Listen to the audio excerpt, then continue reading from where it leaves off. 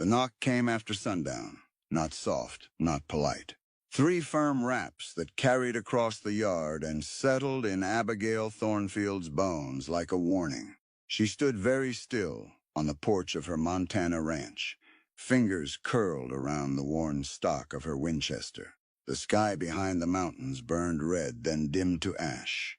Wind pressed against her skirts and tugged at the loose strands of hair at her neck. No one visited a widow this late without reason. "Mrs. Thornfield," a man's voice called from the gate. Steady, not drunk, not pleading. "I was told you might be needing a rancher." She did not answer. Instead, she stepped forward into the fading light. A tall man stood beside a tired horse, hat in hand. His coat hung heavy with dust. Boots cracked at the heel. Behind him, half hidden in the horse's shadow, was a small girl gripping his coat. The child's eyes were wide, too wide. Abigail lowered the rifle, but only an inch. "Who told you that?" she asked. "General store in town," the man replied. Said the Thornfield ranch was running thin on help. Said pride was the only thing keeping you from asking. Her jaw tightened. That sounded like Henry. "And you just happened to ride by." The man glanced down at the child. "No, Mom. We rode here on purpose." The girl stepped out then, thin braids, dust on her cheeks. A cloth doll clutched tight against her chest. The wind lifted the hem of her faded dress, and Abigail saw how loose it hung. The child looked cold. "What's your name?" Abigail asked, though she had meant to question the father. "Evangeline," the girl whispered. "But Papa calls me Evie." Her voice carried the softness of someone who had learned not to speak too loud. The man cleared his throat. "Nathaniel Blackwood. I can mend fence, drive cattle, break horses, and fix most anything with wood or iron. We've been riding 3 weeks. I'm not asking charity, just work, fair wages." Abigail studied his hands. Calloused, scarred, steady. She studied his eyes. They did not wander across her land like a man measuring property. They stayed on her face, waiting. "You bring your daughter to job interviews often?" she asked. A flicker crossed his expression. "No one else to leave her with." The wind rose again. From the barn came the hollow rattle of loose boards. Winter would not wait. Abigail thought of empty rooms. 2 chairs at a table meant for 4. Boots by the door that would never be filled again. She looked at the child once more. Evangeline was trying very hard not to shiver. "Put your horse in the barn," Abigail said at last. "There's hay in the loft. After that, you can both come inside. I've stew enough for more than one." Relief passed across Nathaniel's face so quickly he almost hid it. "Thank you, Mom." "Abigail," she corrected. "If you're staying, you'll call me Abigail." He gave a single nod. Inside, she laid out 3 bowls. The movement felt strange, not wrong, just unfamiliar. When the door opened again, the child's cheeks were scrubbed pink from pump water. Her hair had been braided tighter. Nathaniel had washed his face and combed his dark hair back. They stood just inside the threshold, like guests unsure of their welcome. "Sit," Abigail said. They did. Evangeline's eyes followed every detail of the cabin. The quilts, the shelf of books, the lantern light. "It's pretty," the girl breathed, then looked at her father quickly. Abigail felt something shift in her chest. "Would you like to help me set the table?" she asked. The girl nodded. Her small fingers trembled as she carried the spoons. Nathaniel watched with careful silence. They ate, slow at first, then with appetite. Between bites, Abigail asked, "How long since her mother?" Nathaniel's hands stilled on his cup. 4 months. No more explanation. None needed. The fire cracked. Outside, a coyote cried.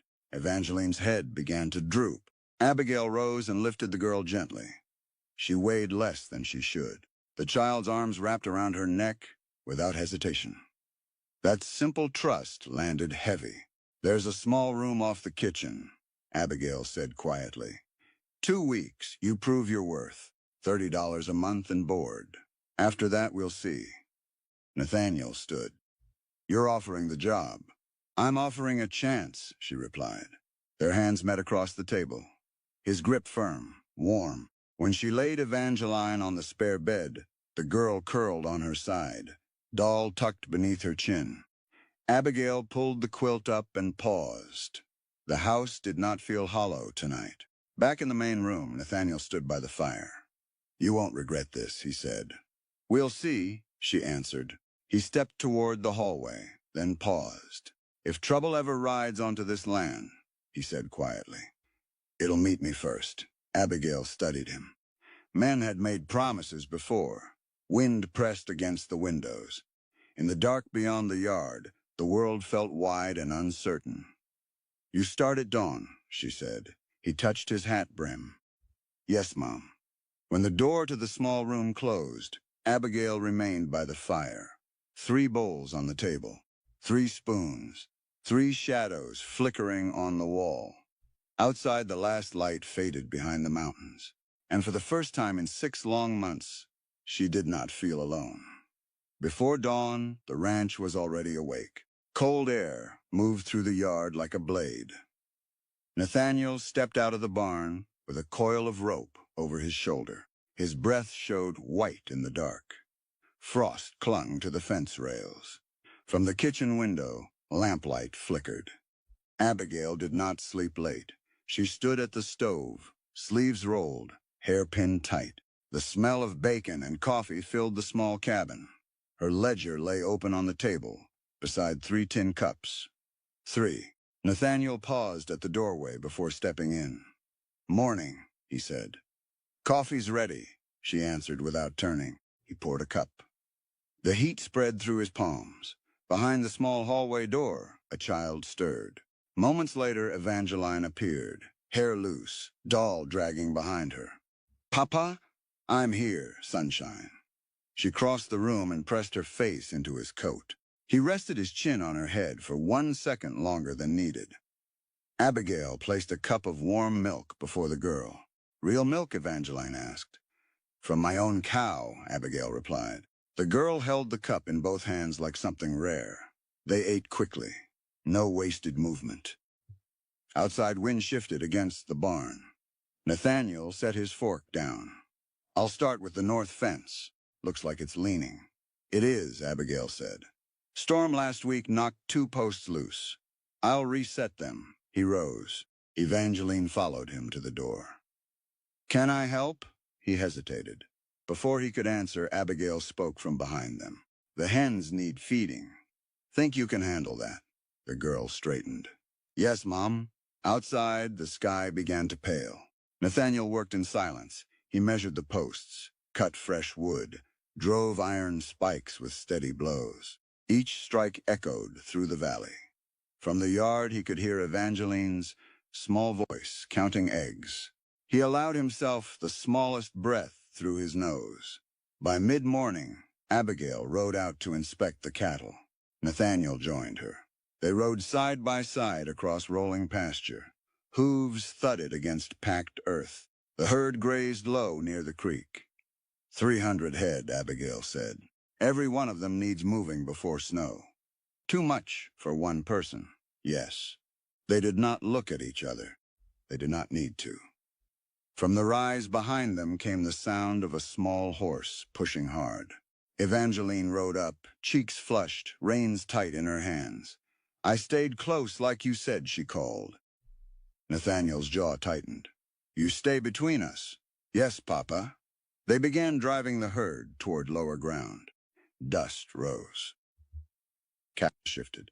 Nathaniel signaled left. Abigail moved right. Evangeline held center.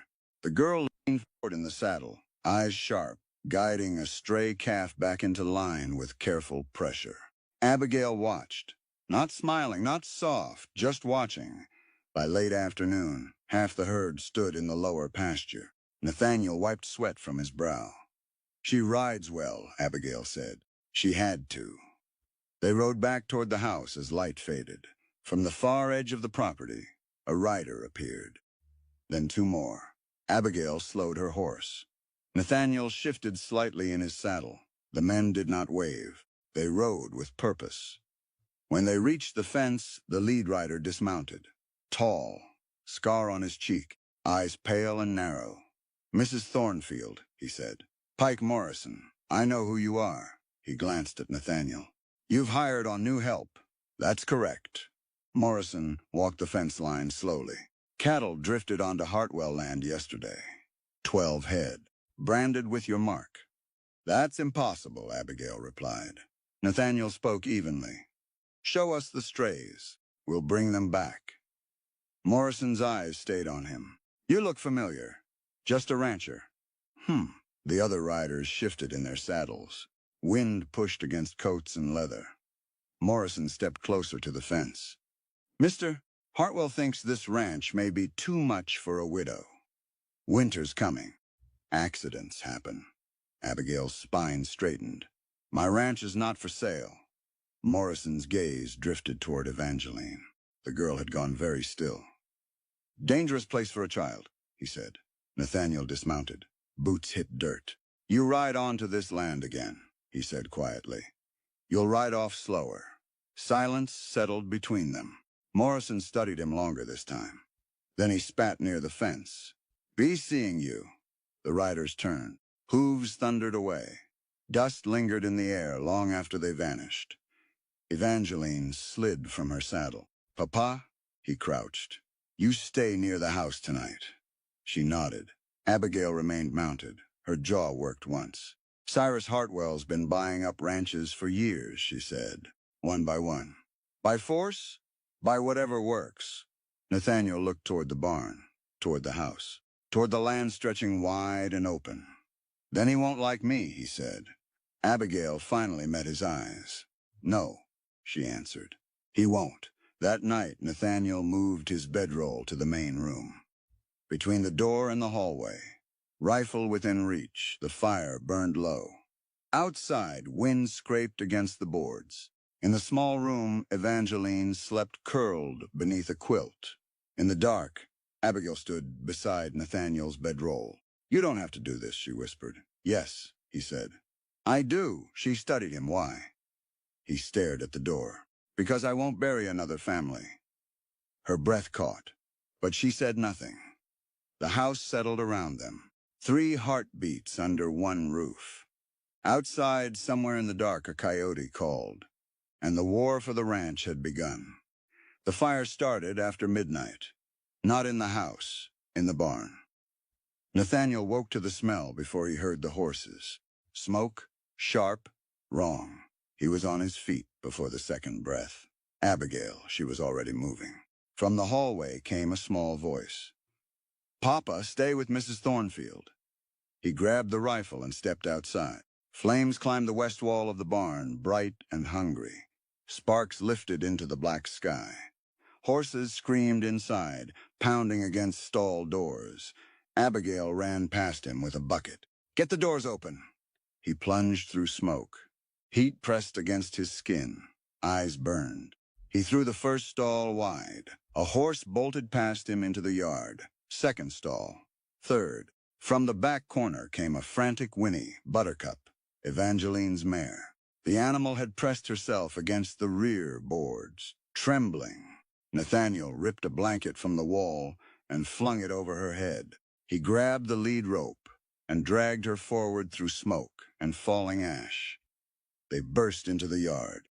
Evangeline ran to him, tears streaking dirt down her cheeks. She's alive." Behind them, the roof groaned. The cattle in the corral had begun to surge. Wood cracked. Fence snapped. Abigail shouted, "Drive them away from the house." They moved fast. Nathaniel cut the east gate loose.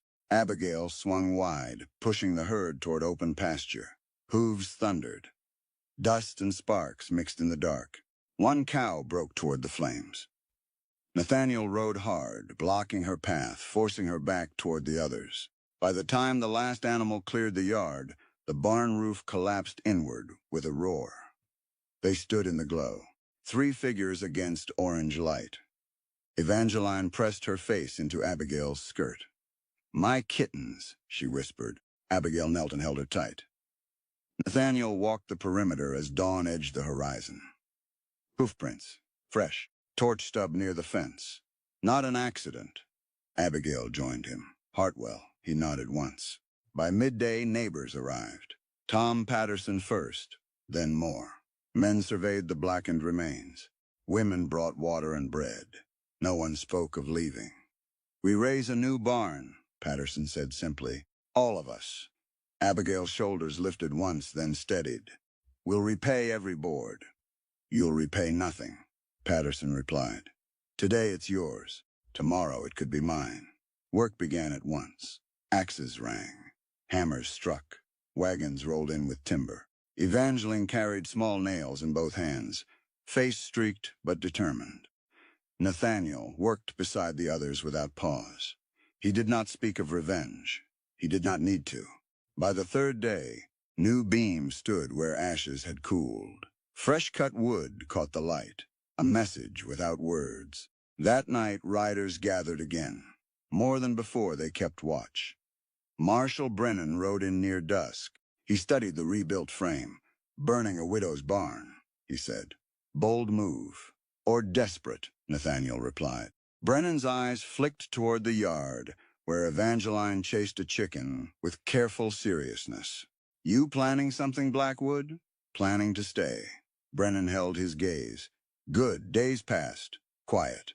Too quiet. Then came the moonless night. Horses. Many. Slow.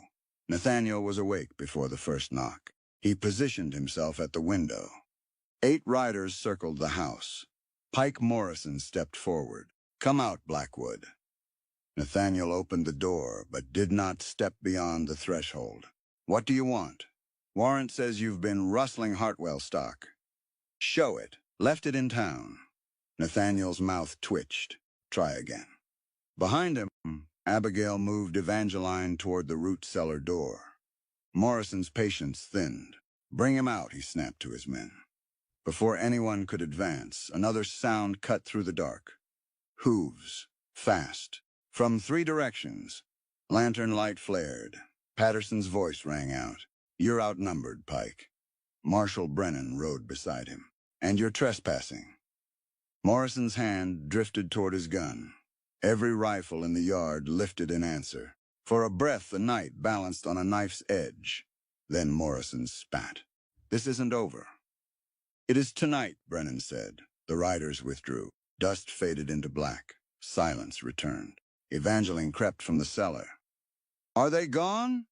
"For now," Nathaniel said. Weeks later, federal marshals rode into the valley. Charges were read. Evidence presented. Hartwell's grip broke under testimony from men who no longer stood alone. By spring, word spread. Conviction, prison. The threat dissolved like frost under sun. The ranch stood whole again. New barn gleaming. Cattle heavy in green pasture. One evening, months later, Nathaniel stood again on the porch. The same place he had once knocked. Abigail stepped beside him. Wind moved gently through the cottonwoods. Inside, Evangeline laughed over a story. Not small, not cautious, full. "You ever think about riding on?" Abigail asked quietly. He shook his head. No. She studied him. "Why?" He looked toward the yard where 3 horses stood saddled for morning work. "Because I was told you needed a rancher." Her mouth curved. "And I found more than work." From the doorway, Evangeline called. "Papa, Mama Abigail. Supper's getting cold." Nathaniel offered his arm. Abigail took it. They stepped inside together. The door closed against the wind. Outside, the Montana sky burned gold over land, no longer threatened. Inside, 3 plates waited at the table.